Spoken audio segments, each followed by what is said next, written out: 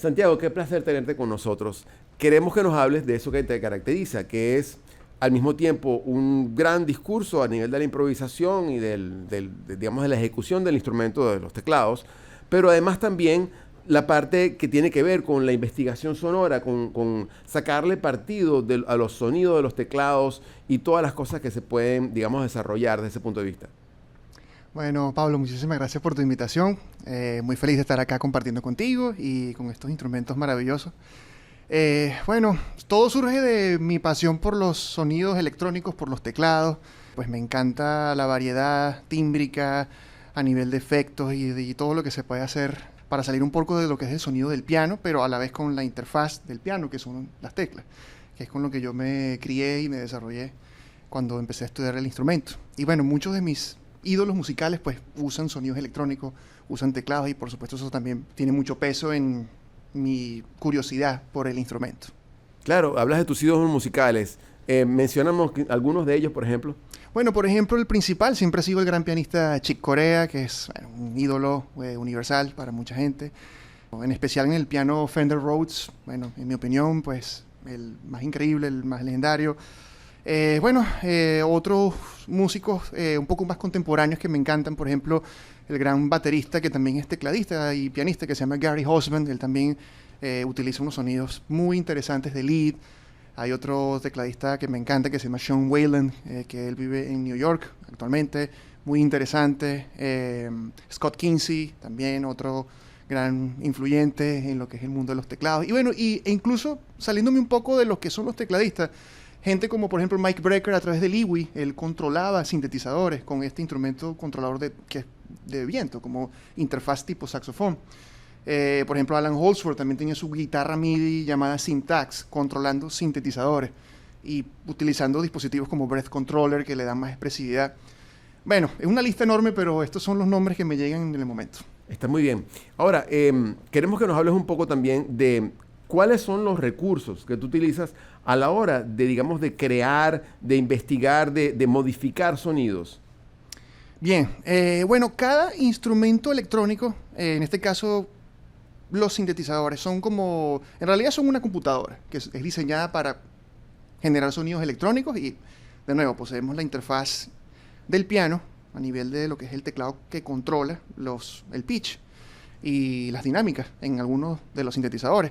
Algunos sintetizadores también son monofónicos, es decir, nada más permiten una sola nota. Hay otros que son polifónicos, permiten más de una sola nota simultáneamente. Y ellos ofrecen una variedad de características de componentes, de secciones. Hay unos que son muy completos, otros que son más limitados, pero todos siempre tienen su encanto. Hoy en día hay demasiadas alternativas que imitan, digamos, los instrumentos del pasado, 100% analógicos, así como los instrumentos del presente. Por ejemplo, en el caso de lo que tenemos acá, como es el Roland Gaia 2, pues tenemos un montón de presets, de programas que tú puedes utilizar como punto de partida o sonidos que vas a encontrar muy útiles también dependiendo de tu gusto o necesidad musical. Entonces, pues lo primero que se me ocurre a la mente en este caso es yo soy una persona que personalmente experimenta todo de una manera más intuitiva. O sea, me gusta, digamos, sentirme, digamos, separado de lo que es leerme un manual o, digamos, involucrarme mucho en lo que es la parte técnica o teórica. Yo prefiero más como aprender de oído, utilizar presets, mover botones. Así, digamos, fue como comencé también y empecé a aprender cómo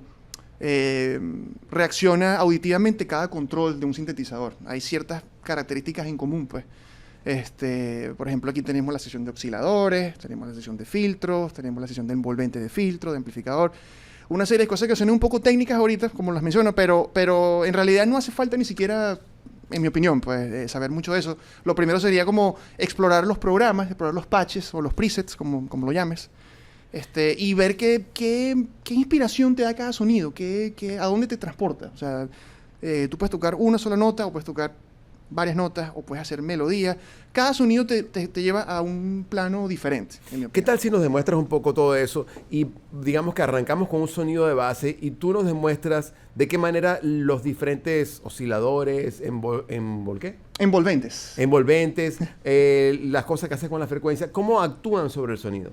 Seguro. Bueno, mira, en este caso en particular me estaba divirtiendo un poco con una especie de lead que conseguí, que es como melódico, tiene un poquito de delay, puedo de repente aumentar el nivel de delay.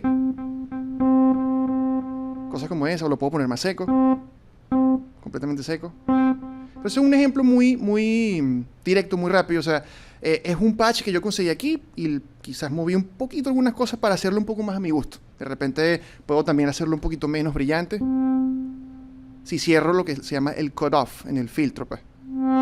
Si lo abro, suena un poquito más, sí, brillante, pues. Puedo añadir un poquito de distorsión, por ejemplo. Este sintetizador lo permite acá.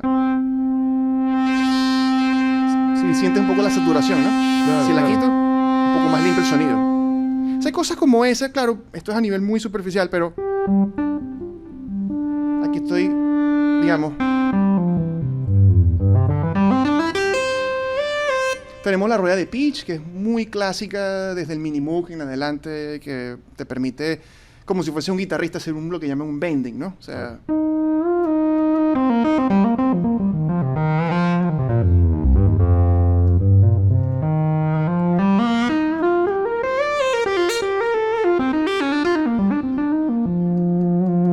Tenemos la rueda de modulación que aplica un oscilador, lo que llaman un oscilador de baja frecuencia, o en algunos teclados lo ves como vibrato también. Una pequeña vibración. Esto también es asignable. Hay sintetizadores que te permiten asignar este controlador y que sea otro parámetro. Por ejemplo, la apertura del cutoff o, por ejemplo, la rapidez de esa modulación. Y hay una infinidad de cosas.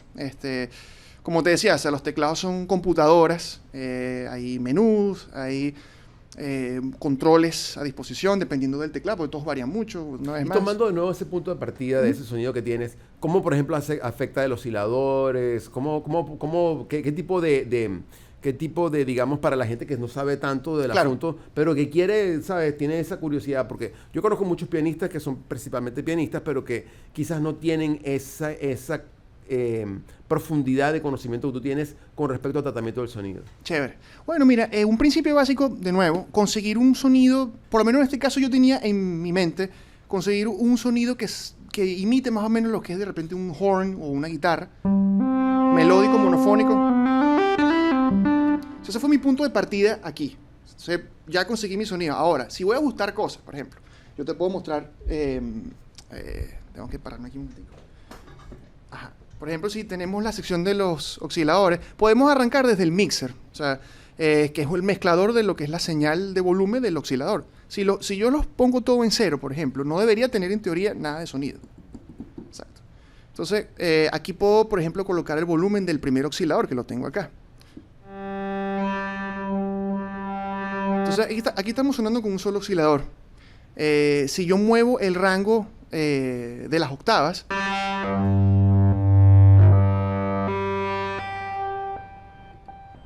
¿sí ves cómo sube el sonido por octava? Aquí tenemos un control de pitch, que en algunos es así, no es cuantizado, pero puede ser que sea por semitonos, tenemos que escuchar y ver cómo es. Sí, o sea, este es como si fuese un violín, digamos, no hay trastes, por decirlo así. Claro, o sea, claro. Si escuchas que... O sea, no es por semitonos exactos. Entonces, Como un continuo, pues. sí, es como, digamos, en términos de síntesis, se me viene a la mente la palabra unquantized, o sea, que es como que no tiene... Sí, o sea, es como si fuese un violín, es como si fuese un instrumento sin traste en el caso de cuando quieres mover el pitch en este teclado. Claro. Este está eso de allí, está también, aquí dice table.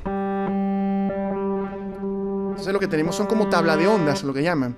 Son pequeños fragmentos de muestreo, muy, muy cortos. Como sample, pues. Como especie de sample, pero son súper cortitos, entonces nos dan como armónicos, como cuestiones que es un sonido como degradado, pero que puede ser interesante para ciertas aplicaciones. Claro. Ese en el caso de este sintetizador, de nuevo, o sea, por lo que estoy observando al vuelo, digamos. Si yo, por ejemplo, me voy al oscilador 2, Aquí muteé el primero, entonces voy al otro. Aquí tenemos unas formas de ondas más tradicional. Aquí estamos en una onda cuadrada, por ejemplo. Por lo que veo aquí del LED que está prendido. Aquí estamos en una onda de sierra. Aquí tenemos una onda senoidal. Tenemos también ruido. Entonces es lo mismo, si yo... Esto es como una especie de super saw, como super sierra, es algo de la Roland, creo. Claro. Te digo, pues cada sintetizador tiene su variante. Pero bueno, básicamente aquí estoy cambiando la forma de onda del oscilador 2. Tiene una gran riqueza, aparentemente. Este instrumento tiene una gran variedad de controles, ¿no? Y de, sí, y de posibilidades. Se ve que es bastante completo y me gusta porque es también bastante compacto. Se ve que está como bien construido, no se ve de juguete para nada, a pesar de que es liviano y de que el chasis de abajo es de plástico, lo hace más liviano, pero este es como una especie de aluminio o algo así. Se ve muy robusto en realidad, se ve muy, muy, muy bien. Y el sonido se siente que es bastante high-end, pues, de muy alta calidad. Entonces, por ejemplo, si yo quiero poner el oscilador, continuando aquí con algún ejemplo, ¿no? Oscilador 1 y oscilador 2. Yo puedo cambiar de repente el pitch de alguno de los dos y crear de repente un intervalo de quinta, por ejemplo, simultáneo.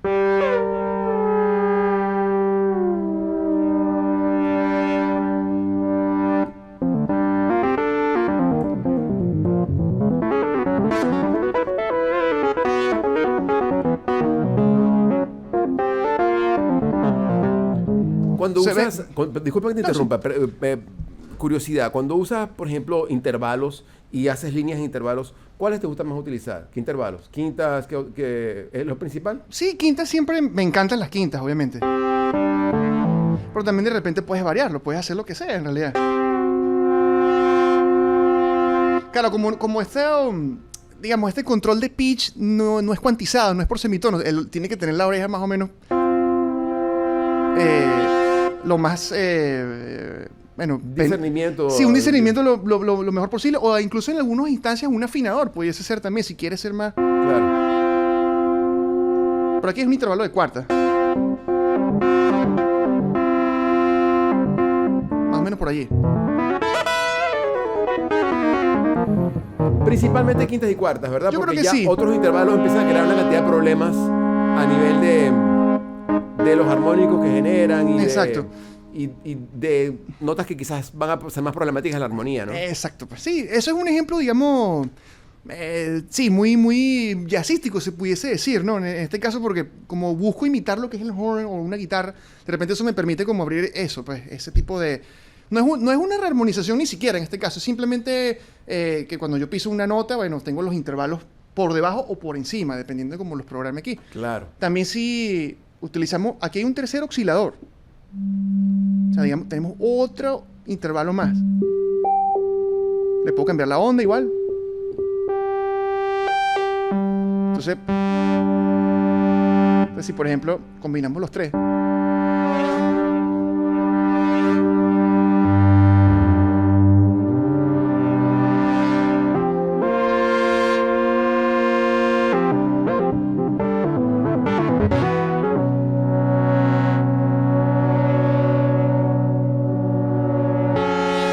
Ahí está súper desafinado, ¿no? Pero tú puedes como...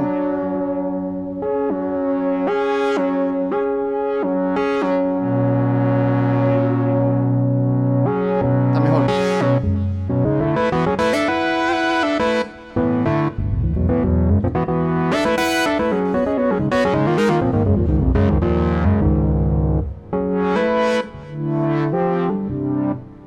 Puedo reducir el delay también.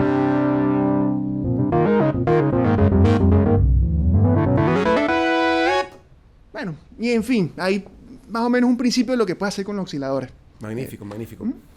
Santiago, y continuando un poco con lo que estamos haciendo del Gear Review, del material que nos facilitó tan amablemente Audio Inclined, ¿qué nos puedes decir del Roland 2000X? Bueno, muy buen teclado. Se ve que está orientado a lo que llaman stage, como lo que son los North Stage, por ejemplo, que traen bastantes sonidos orientados a pianos acústicos, pianos de pared, pianos Rhodes, clavinets, digamos, trae los sonidos principales que usan todos los tecladistas para acompañar gigs. Se ve de muy buena calidad, muy robusto. Las teclas tienen Muy buena acción, se ve que son como un híbrido entre madera y marfil, imitando el piano, se sienten bastante bien. Y bueno, hay una selección bastante amplia de sonidos, como te decía, pues todos los sonidos más comunes, incluso un poco más allá, también se ve que tiene sonidos de cuerda, se ve que tiene sonidos de pads, de coros y algunas misceláneas también. Sí, yo también toco algo de teclado en algunas oportunidades y el tema del touch y de la resistencia que te da es importante, ¿no? Para la comodidad, digamos, en particular la gente que viene de instrumentos acústicos, ¿no? De piano acústico, y que tienen esa costumbre, ¿no? La necesidad de la resistencia de la tecla, ¿no? Por supuesto, sí. Sí, me parece que es bastante cómodo de tocar, o sea, realmente imita muy bien lo que es el feel de piano, y ya eso lo hace bastante relevante, pues, en mi opinión, a la hora de tocar. Se ve que va a responder bien, no van a haber problemas con los parámetros de velocity, por ejemplo, digamos, notas que suenen muy duro o muy por debajo del volumen deseado. Pues. Sí. Se siente que puedes tener buen control de las dinámicas, pues, y bueno, a través del feel, ¿no? Porque sí es bastante agradable el feel que tiene, pues, de tecla pesada de piano. Santiago, te quiero preguntar también un poco sobre tu música y tus composiciones y de alguna manera tu manera de improvisar también, porque yo pienso que muchas veces esas cosas van juntas, ¿no? O sea, la música que componemos tiene que ver también con las cosas, como el tipo de cosas que nos gusta tocar y el lenguaje que podemos tener a nivel de la improvisación también, ¿no? Y yo pienso que de alguna manera esas cosas van juntas. Y estábamos hablando recientemente cuando estábamos tocando del uso de los slash chords, o sea, decir que cuando es un acorde híbrido en el cual tienes un acorde sobre un bajo distinto, ¿no? Y cómo, digamos que eso para ti es algo que te ayuda a ver algunos acordes que podrían ser cifrados de una manera más sencilla, pero que esa manera de verlo te da ideas a la hora de tocar voicings y también a la hora de improvisar. Seguro. Sí, en este caso particular, bueno, yo pienso que cifrar acordes puede ser un poco subjetivo, dependiendo de la armonía o del acorde en específico que estás tratando de usar en tu composición. Por eso es que, por ejemplo, cuando yo toco con otros músicos o música de otras personas, a veces yo hago mi propio cifrado, porque muchas veces la manera en que un músico determinado o un compositor determinado pues coloca un cifrado, de repente para mí es otra cosa porque yo lo veo más como esa cuestión híbrida. Por ejemplo, en mis composiciones, un ejemplo de esto es un acorde de raíz, cuarta y quinta, que se le conoce tradicionalmente como sus4, de suspendida cuarta, pues, cuarta suspendida. O sea, para mí este acorde puede ser muchas cosas dependiendo del bajo, pues. Si, por ejemplo, si el bajo es re, es un re menor, básicamente, pues. Si de repente lo colocamos en si bemol, ya es otra cosa, pues. Ya es como quizás un poco más a lo color mayor. Si de repente el bajo es sol, sigue siendo también como mayor. Aquí también sigue siendo mayor, pero es como un poco más también, pero tiene un poco más de filo. Entonces, esto puede ser también otra cosa, esto puede ser una tríada mayor, o sea, esto puede ser esto. Entonces es como, o sea, el bajo de verdad le cambia totalmente color a un acorde, o sea, de raíz, cuarta, quinta, o puede ser igual con tríadas mayores, o también puede ser raíz, segunda y quinta, por ejemplo, es como muy similar, pero... ¿Cómo lo piensas tú? ¿Como un SOS 9 o como, cómo lo cifras? Bueno, si lo voy a hacer como raíz, segunda y quinta, lo cifraría como SOS 2. Si lo haría con raíz, cuarta y quinta, lo haría como sus4. Y el bajo, entonces, claro, obviamente colocamos el slash y hacemos el bajo correspondiente, pues.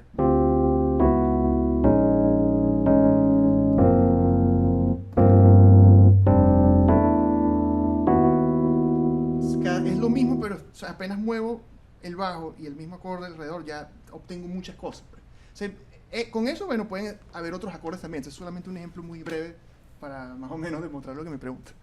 Está muy bien, está muy bien. Y no sé si has tenido experiencia como dando clases, digamos, desde el punto de vista de la educación y como qué tipo de tips o qué tipo de sugerencias le dirías tú a las personas que están comenzando y tienen un interés en hacer el tipo de cosas que tú haces. Bien. Bueno, algunas de las cosas que yo bueno, o sea, yo doy clases de vez en cuando, ¿no? Sí, a veces he tenido personas que han querido estudiar conmigo directamente y he estado siempre abierto a la posibilidad de enseñar. Una de las cosas que yo pienso que a mí me ayudó muchísimo es que Siempre que yo practicaba sobre algún click o en algún play along, a mí me parece muy divertido tocar sobre click o play along porque me gusta como ese acompañamiento, ¿no? Yo siempre me trato de grabar o me he tratado de grabar y luego escucho lo que hice, pues, cómo estoy tocando. Para mí es como mirarse al espejo, básicamente, en lo que hacemos como músicos. Porque yo siento que al final eres tú mismo quien es tu propio profesor, tú eres tu propio maestro y tu criterio y lo que tú consideras hermoso en la música es lo que te va a llevar a esa sonoridad que tú deseas, pues. Entonces eso es algo que es muy personal, en mi opinión. Tú puedes estudiar con un gran maestro de música, pero al final tú mismo eres el que tiene que resolver tu cuestión musical, eres tú, y es tu criterio y es, digamos, de nuevo, o sea, lo que tú consideres hermoso en la música, o sea, lo que es tu gusto musical es lo que va a llevar a que tú pues pulas esas ideas, pues escuches y te compares un poco con cómo quisieras sonar y analices un poco tu manera de tocar. Pudiésemos poner como ejemplo, si estás practicando improvisación y de repente tus ideas suenan un poquito que estás corriendo sobre el beat, en mi opinión eso es un mal sonido. A mí me gusta un poco más tocar como que detrás del beat, cuando hay un baterista o hay un click. Entonces, darse cuenta de eso a veces toma tiempo, toma pues mucha escucha de ti mismo. Entonces, esa es como una regla fundamental que yo siempre le comento o le comparto a la gente que quiere estudiar conmigo, pues.